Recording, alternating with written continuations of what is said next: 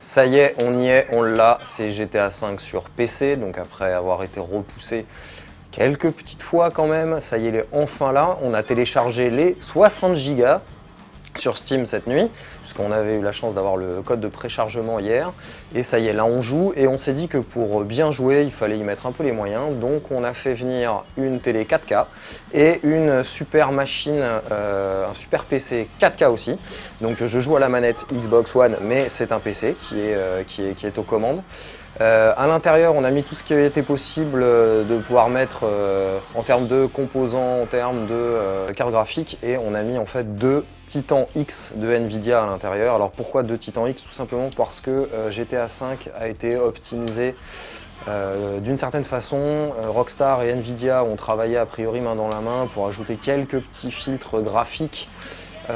Genre le TXA, donc qui permet qu'il y ait une, comment dire, un traitement particulier des filtres, etc. Mais aussi les ombres qui ont été travaillées pour qu'elles soient de façon un peu beaucoup plus réaliste. Donc voilà, donc grosso modo, on a fait venir deux cartes, on a 24 Go de mémoire dans la bécane. Et autant vous dire que c'est beau, c'est super beau, c'est fluide. Tout à l'heure, on fera un test de fluidité pour voir à peu près à combien est-ce qu'on s'arrête. Enfin, à voir à combien est-ce que la machine tourne réellement, c'est-à-dire est-ce qu'on a des sautes d'image, etc. Mais ça tourne du feu de Dieu. Le jeu est très très beau. Alors, on s'attendait plus à avoir un rendu film. Bon, on n'en est pas loin, mais bon, faut quand même avouer que ça reste un jeu, donc il y a effectivement le polygone, etc. et quelques textures qui ressortent pas terribles, notamment les cheveux. Faut pas oublier non plus que GTA V, c'est pas un jeu qui date de cette année, hein, il a quand même deux bonnes années. Donc voilà, mais c'est juste un plaisir d'enfin pouvoir y jouer au PC, sur le PC. Fini les graphismes désuets, datés des PS3 et Xbox 360. Les versions Xbox One Xbox One et PS4 bien sûr étaient très très belles. Mais là, faut avouer quand même que sur PC, on est quand même un cran au-dessus. C'est vachement beau. Là, on a fait tout à l'heure un peu de run dans la neige et tout ça, c'est magnifique. On voit les traces de la voiture, etc. Enfin, on s'y croirait quoi. Donc bon, là, je suis au début. Et alors, je vais faire un gros mea culpa. J'y ai pas beaucoup joué. Que ce soit sur les anciennes consoles ou sur les nouvelles. J'attendais vraiment la sortie sur PC parce que je reste avant tout un joueur PC et je voulais voir ce que ça donnait. Et franchement là, de ce que j'en vois, je suis pas déçu.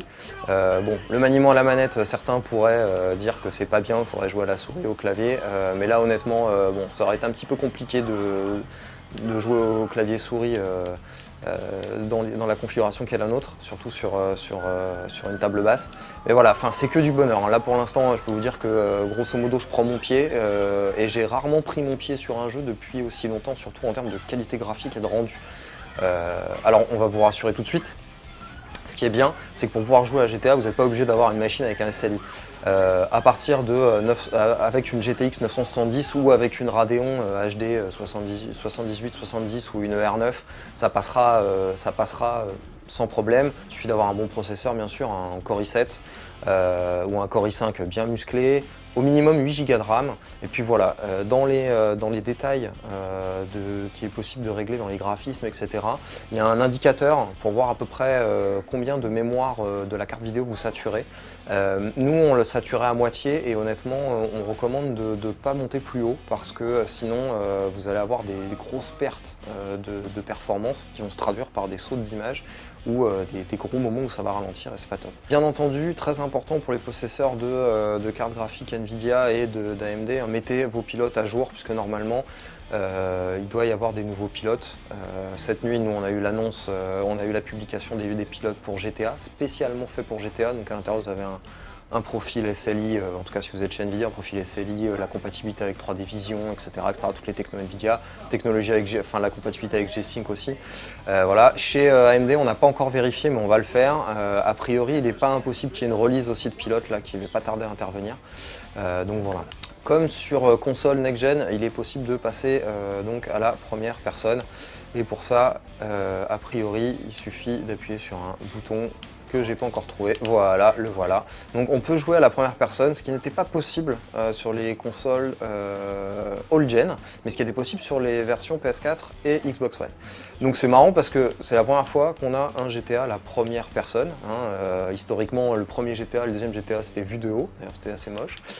Puis GTA 3 et puis tout ce qui a suivi, on était en vue à troisième personne, le personnage était vu de dos, ce qui était plutôt sympathique. Là, on a la vue à la première personne et quand on se bat, donc là on le voit à l'écran, voilà, on voit les points de notre gangsta. Et on imagine qu'avec une arme, etc., on va pouvoir s'approcher à un jeu, enfin quelque chose qui va pouvoir ressembler à du FPS. Alors les puristes vont crier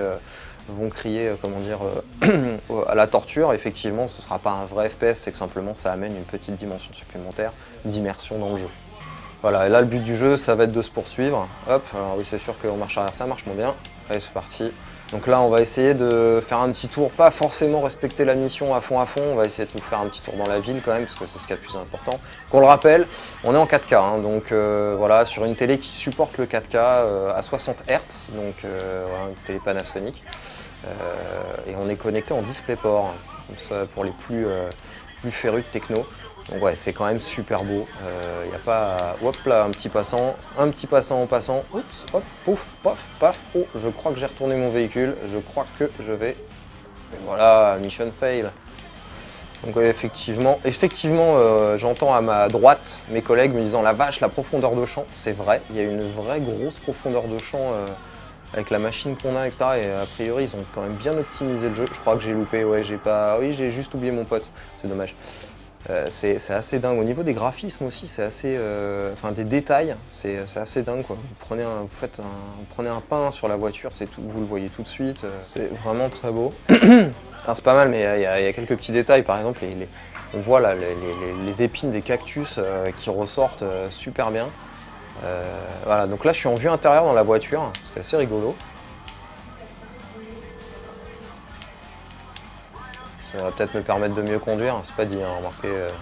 Alors je précise, j'ai pas mon permis, hein, donc je suis pas très bon sur le code de la route. Possible que je grille quelques feux, quelques priorités. Ça ralentit pas, alors vous allez me dire encore heureux, vu la puissance de la machine qu'on a à notre disposition, mais ça ralentit pas du tout. Et pourtant, Dieu sait qu'il y a beaucoup de choses à afficher, que ce soit les passants, les textures des bâtiments, les textures des voitures, la ville. Voilà, le brouillard, la profondeur de champ est vraiment... Enfin, on voit très loin. Je me souviens pas que sur GTA 4 sur PC, c'était aussi fluide, quoi. Et surtout que les textures se chargeaient aussi rapidement. Là, ça charge très... Ah, oups, pardon, monsieur. Bon bah voilà, enfin bon, on va pas vous en montrer plus, hein, vous aurez compris. En plus, si vous avez déjà commencé à jouer ou si vous connaissez GTA 5, on va pas non plus vous montrer tout le jeu, ce serait pas possible. Donc on va juste rappeler que GTA 5, donc aujourd'hui, 14 avril si je ne me trompe pas, est disponible sur PC. Ça y est, enfin, on l'a. On vous recommande d'avoir quand même un PC assez musclé pour pouvoir y jouer dans de bonnes conditions, mais sachez que ça tourne quand même sur des configs beaucoup plus raisonnables, ça c'est certain. Vous pourrez d'ailleurs retrouver toutes les configurations recommandées soit sur Steam, soit sur 01net, puisqu'on va vous les mettre aussi en dessous de la vidéo. Il est dispo donc sur Steam, dans le commerce, il est aussi disponible dans tous les magasins dématérialisés possibles et inimaginables, ça n'y a pas de problème. Si vous optez pour une config avec une carte Nvidia, vous aurez certaines